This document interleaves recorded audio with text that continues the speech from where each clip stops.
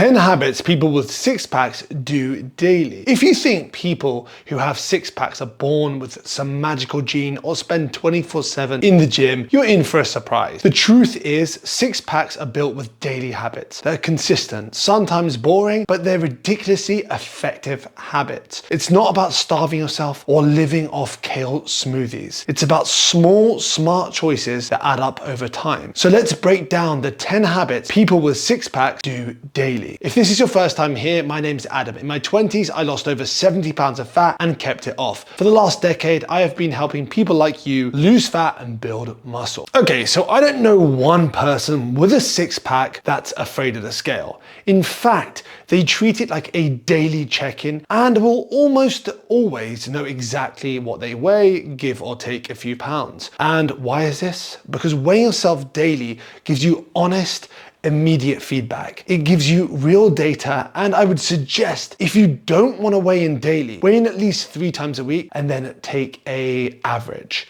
Here's how to do it. So get on the scale first thing in the morning, before food, before coffee, and preferably after a number 1 and number 2. And if your scale doesn't link up to an app, take a note of your weight. The key here is to focus on the long-term patterns and not the daily ups and downs. Of course, your weight will fluctuate because life happens, pizza happens, and that's normal, even if pizza doesn't happen. But seeing the overall trend helps you stay on track. Obviously, your weight's not the be all end all, but by the time we get through the next habit, you'll see why it's important. I used to believe that the way to a six pack was doing 1,000 crunches a day or running until my legs gave out, or a combination. That was until I found out what the key actually was, and it's resistance training, lifting weights and building muscle. And muscle is what makes your abs actually visible when you are lean enough, which we'll talk about later. Focus on mainly compound lifts like squat variations, rows, some pressing variations. These exercises work multiple muscle groups, including your core. And yes, I do recommend training your abdominal area directly, like some weighted crunches, some hanging leg raises. This will make sure you're building the muscle underneath and you're specifically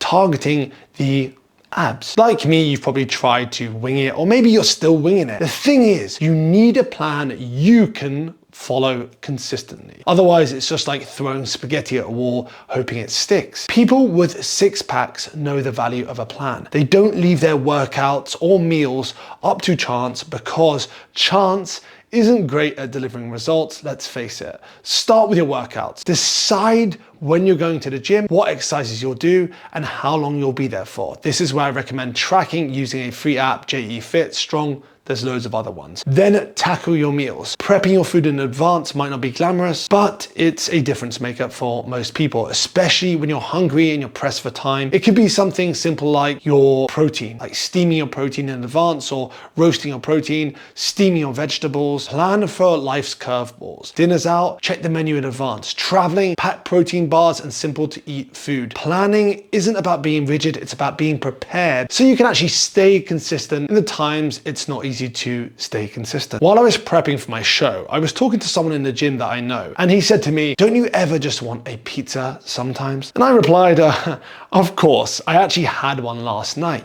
And he looked a bit surprised. But yes, people with six packs eat pizza, but they don't let one off-plan meal turn into a complete off-plan day, then an entire week of indulging. The key difference is their indulgences are planned. Here's how to do it. Pick 1 or 2 meals a week that can be more indulgent. Craving a burger, fries, pizza, just go for it. Dreaming about that dessert, just treat yourself maybe once or twice a week. Crucial thing is to make it a single meal, or maybe 2 meals, not a week-long food festival. This will help with your mentality and help prevent it from derailing your progress. When you plan these indulgent meals, you know they're the exception, you know they're coming. You can enjoy them guilt-free and get straight back to building that six pack. Sleep is one of those things that makes it a lot harder to get a six pack, or a lot easier. Of course, you can have a six pack with bad sleep, but if you're getting poor quality sleep often, it's going to lead to poor decision making, increased hunger hormones, less motivation, and overall less energy to train. Poor sleep also increases the likelihood of injury,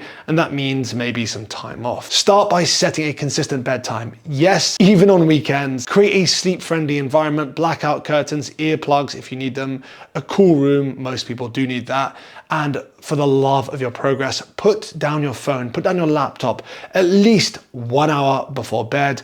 TikTok can wait. Aim for 7 to 8 hours of good quality sleep per night. If you're waking up feeling fresh, it's a sign you've probably had a good sleep and it's probably been quite good in terms of quality. If you're ready to start building these habits and lose 8 pounds in the next 30 days, click on the link below and join my free 30-day challenge. Abs are not made in the kitchen, they are revealed in the kitchen. People with six packs build their diet around whole foods. Whole, unprocessed foods, I would say less ultra processed foods. Lean proteins, veggies, complex carbs, and healthy fats. Why? Because these foods keep you full, fuel your workouts, and help your body recover. And here's a rule of thumb. Well, you don't have to follow it exactly, but if the ingredient list is longer than your grocery receipt or shopping receipt, you may want to skip it. Focus on simplicity. Chicken breasts, lean meats, fruits, vegetables, potatoes, rice, sweet potatoes. You don't need to eat like a rabbit, but you do need to eat with intention and obviously your goals in mind. Don't just think about eating less food. Ask yourself, how can I eat the most amount of food for the least amount of calories? Keep in some go-to meals. Easy to make meals. So when life gets hectic, you have easy, healthy options that can keep you on track. When we talk about hydration, we are talking about total fluid intake, not just water. Being hydrated is necessary to get the most out of your body. Staying hydrated also helps with digestion, can help reduce hunger, can increase energy levels, and even improve your performance, so your workouts will be better. It's harder to overeat when you're sipping water between meals. I suggest carrying like a glass or like a bottle with you everywhere. So you're drinking around 500 mils of water between every meal. Of course, if plain water bores you, add some lemon, some herbal tea, some sparkling water, or even, dare I say it, some diet soda. 2 to 4 liters of fluids a day, or just drinking until thirst. I can't remember the last time I was bored personally, but I do know when you're bored, it's easy to mindlessly snack. When you snack, usually you stray from your plan. Find productive ways to fill your day. Dive into some more work, pick up a hobby, or just head out for a walk. Even play a game, read a book, meet up with a friend, take a course, learn a language, watch a film or a series. The goal isn't just to stay busy for the sake of it, it's to avoid the I'm bored, so I'll just eat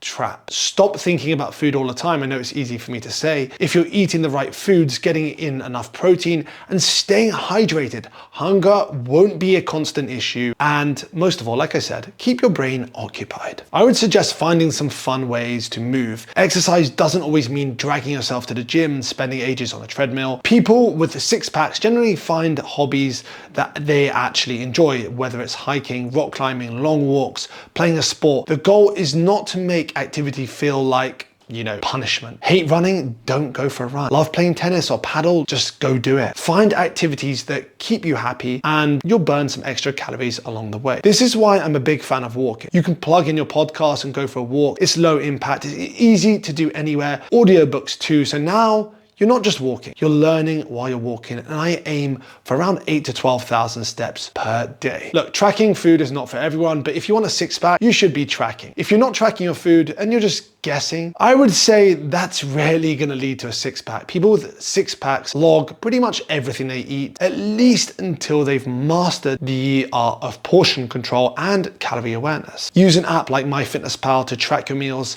snacks, and condiments. Yes, ketchup and olive oil do count. Over time, this habit teaches you all you need to know about food in terms of what contains what calories, what contains the amount of protein you need. Eventually, you're able to eyeball food. Track your calories, protein, and I suggest fiber too. As long as you're not removing carbs or fat, the exact distribution doesn't really matter in terms of getting a six pack. I recently did a video on protein that you can watch by clicking the link in the description. So that's all, 10 habits that six pack owners live by. These aren't quick fixes, as you've probably noticed. It's a way of life. It's how you build a lifestyle. Habits literally help you form the lifestyle you want to make it sustainable in the long run. And before you say, oh, Adam, you know, I don't want a six pack, I just want to be leaner. You can still use the same habits to be leaner and not necessarily have a six pack. You decide when you stop and you go into maintenance. Anyway, like I said, that's all. Any questions at all? As always, comment below. Deeper questions, feel free to send me a message on Instagram @AdamScottFit. Have the best day ever, and we'll talk soon.